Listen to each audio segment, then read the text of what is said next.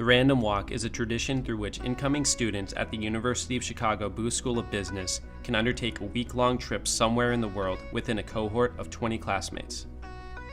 Led by a team of second-year students, the Random Walk is meant not only to provide incoming first years an unforgettable experience in the context of a new culture or place, but also to present a great bonding opportunity prior to the start of the quarter. Last spring, other incoming Boothies and I had the chance to rank our top 5 of over 30 destinations.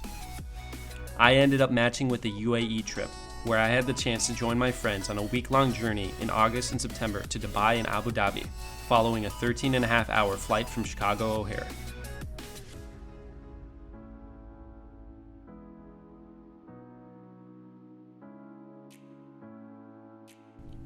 We touched down at Dubai International Airport shortly after 7 on Saturday the 28th, and the first thing that hits you is the heat, even at night.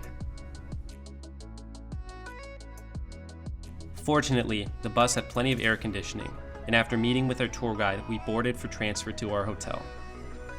From Garhoud district, we made our way to our hotel, the Taj Dubai, in the Business Bay neighborhood of the city. Along the way, we caught sight of many famous landmarks and developments, including the Dubai Frame. Much of what you see here didn't exist merely 20 years ago.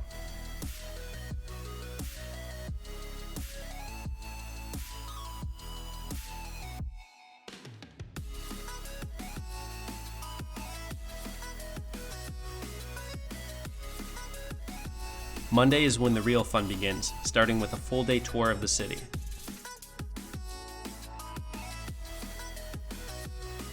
All around Business Bay, you'll see the hustle and bustle of Dubai's professionals. Almost 90% of those living in Dubai are expats. The Dubai Metro is less than 20 years old and provides service all around the city. Here at the gate, you'll find the heart of the Dubai International Financial Center.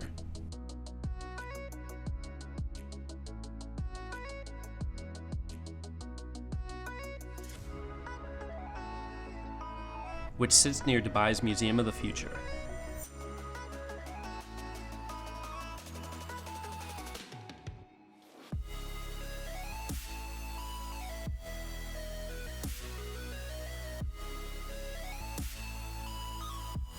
Next, we're off to Zabil, which houses the Royal Palace, home to the Sheikh of Dubai.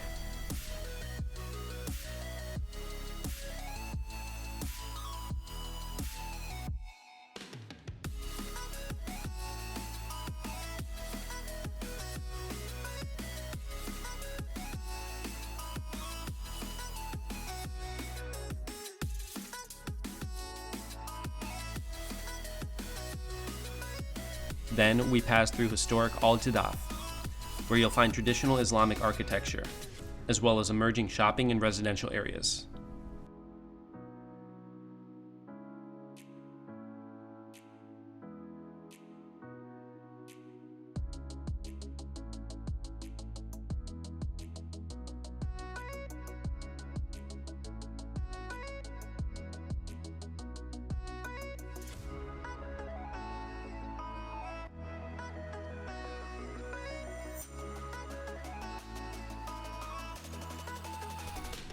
This brings us to the waterfront of the Dubai Creek, an inlet to the Persian Gulf. We're going to cross it.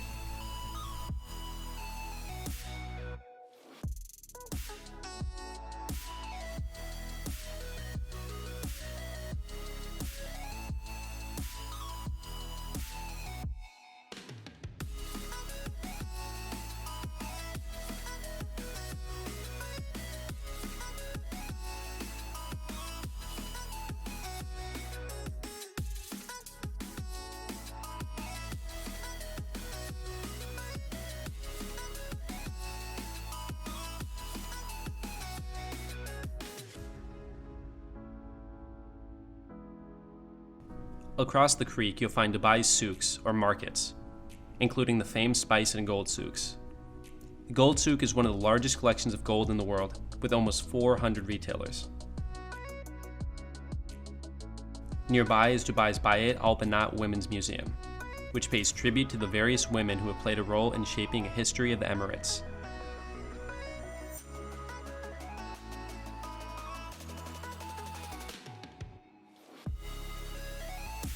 As we head back into town, you'll see the Dubai frame. At 150 meters tall and nearly 100 meters wide, it's the largest frame in the world. It's time for a quick break, so we're heading back to our hotel for some walking around.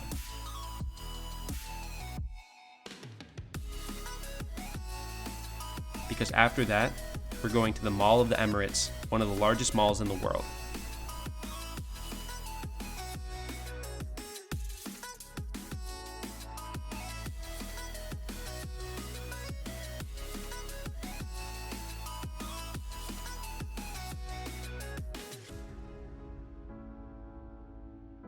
Which even contains its own aquarium.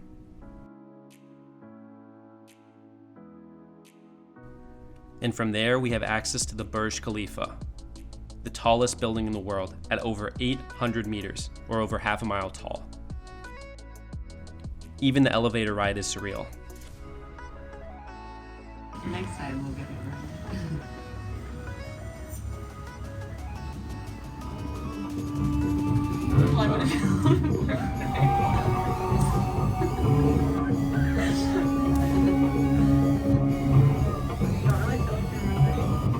Yeah, my ears just laughed.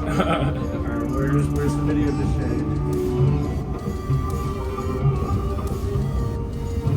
It's a live cam. It's faster than the MPP elevator. Oh yeah. Honestly, there's a shorter line.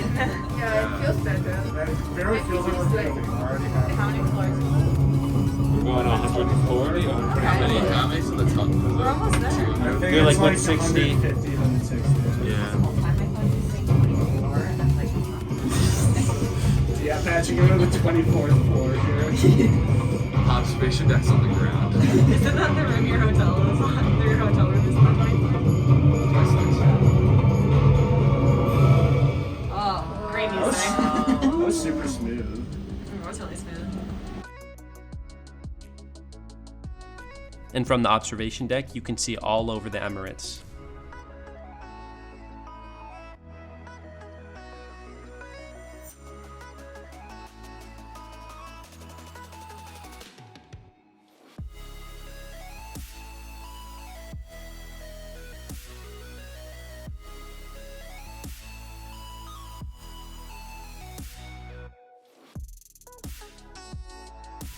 At the foot of the tower, you'll be treated to a dancing fountain show, which plays multiple times each night.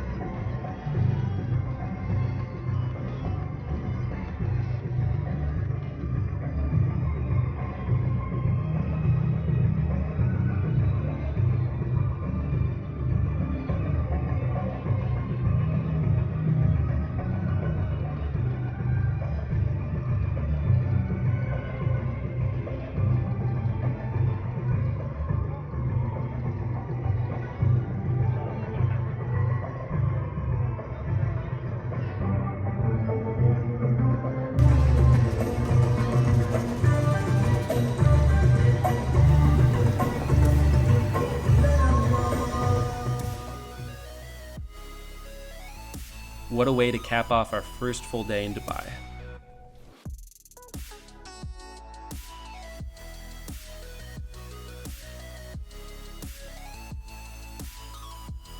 Tuesday, we begin bright and early, heading past the historic neighborhood of Al Fahidi to the Sheikh Mohammed Center of Culture.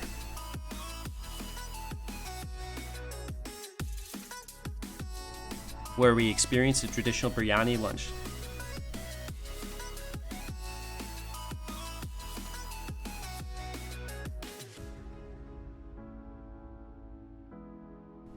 And then it's off to the marina, where soon we'll load up on sunscreen and begin our cruise in a catamaran.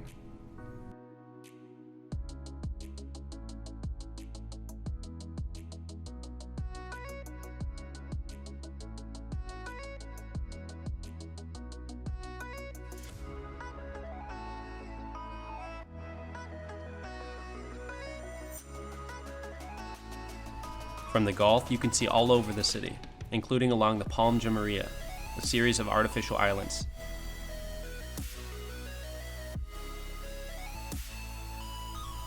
Here, you'll find iconic resorts such as the Atlantis and the Burj Al Arab, whose sail-inspired architecture has been associated with Dubai for over 2 decades.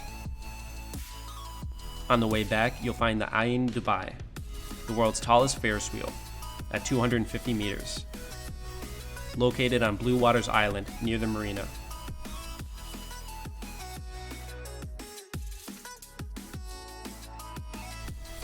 And that wraps up Tuesday.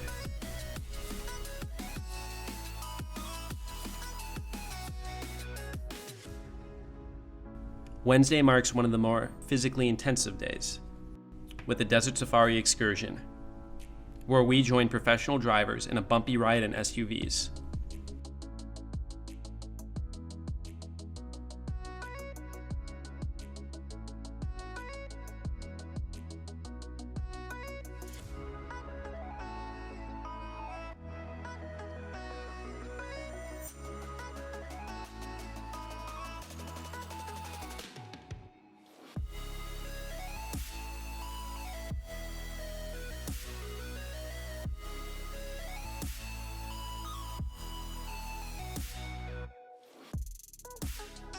As if that wasn't a wild ride enough, we also had the chance to try our hand at camel riding.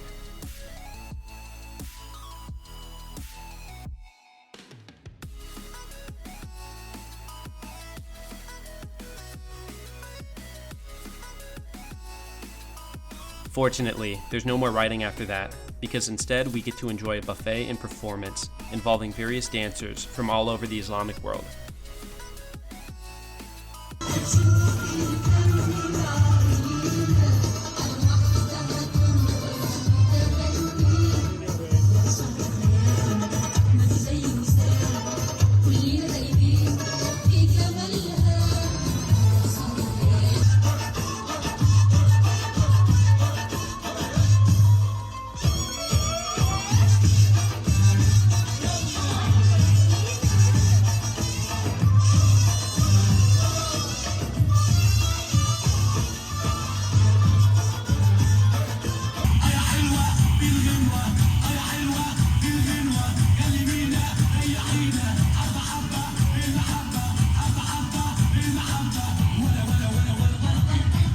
Yeah.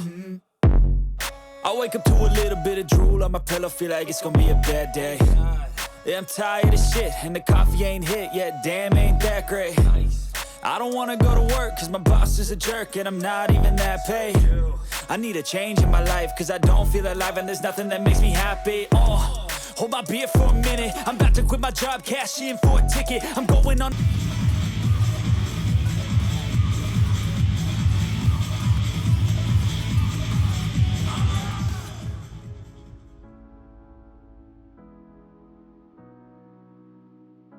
On Thursday, we made an hour southward to Abu Dhabi, the capital and political center of the Emirates, where you'll find the Sheikh Zayed Grand Mosque, the largest mosque in the Emirates.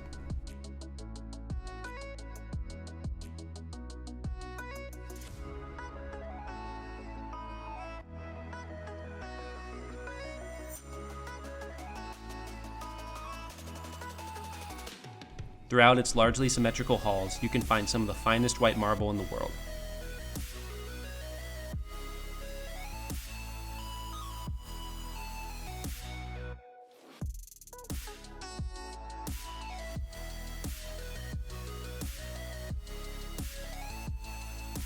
Not too far away is another regal spectacle, the Qasr Al Watan, the UAE's presidential palace, whose grounds are instantly recognizable from miles away. That afternoon brings us to Ferrari World, the world's only Ferrari-themed amusement park. Ferrari World is home to the Formula Rossa, the fastest roller coaster in the world.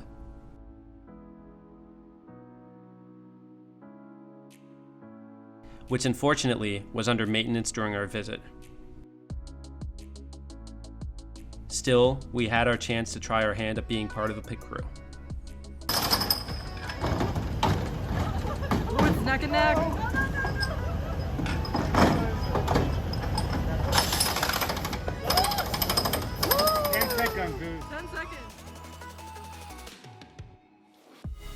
Speaking of driving, on Friday we returned to Dubai, where we'll be visiting Ski Dubai, an indoor park at the Mall of the Emirates.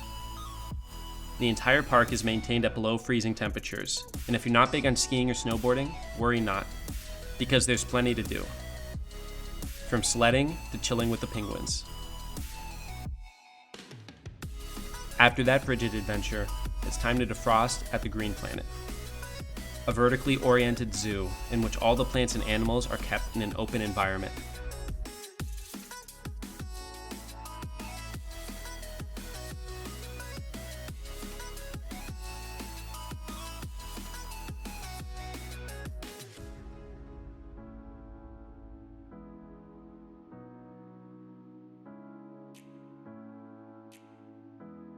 You can even get up close and personal with some of them.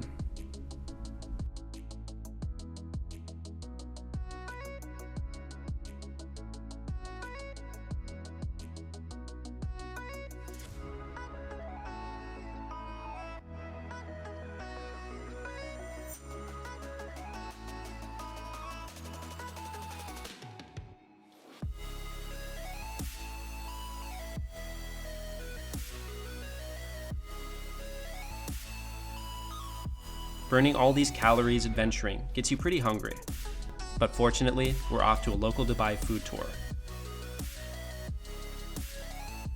where our guide is going to show us some of the best spots in the city. We had the chance to make our own pitas with some of the best falafel you'll ever have, and to watch a 40-year veteran chef prepare kanafa, a delicious dessert made with syrup, cream, and pistachios.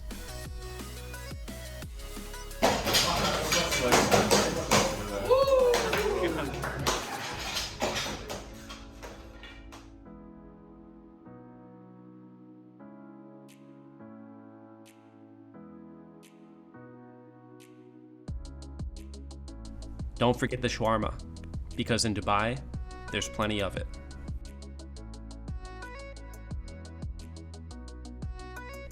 You may see a pattern here, and that's in good food. What better way to finish up our journey than with 2 buffets? At dinner, we enjoyed a delicious restaurant known for infusing Indian and Emirati cuisine. But honestly, there's only so much we can eat, because earlier that afternoon, we enjoyed brunch at the famed Atlantis Resort, which is one of the best buffets one can experience in the world, with endless food and beverage options, as well as stunning entertainment.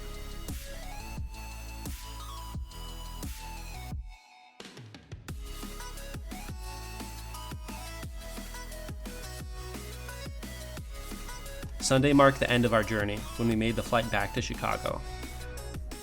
Overall, the random walk to Dubai was one of the highlights of my booth experience, bringing a wonderful opportunity for cultural exchange and bonding ahead of starting one of the best MBA programs in the world.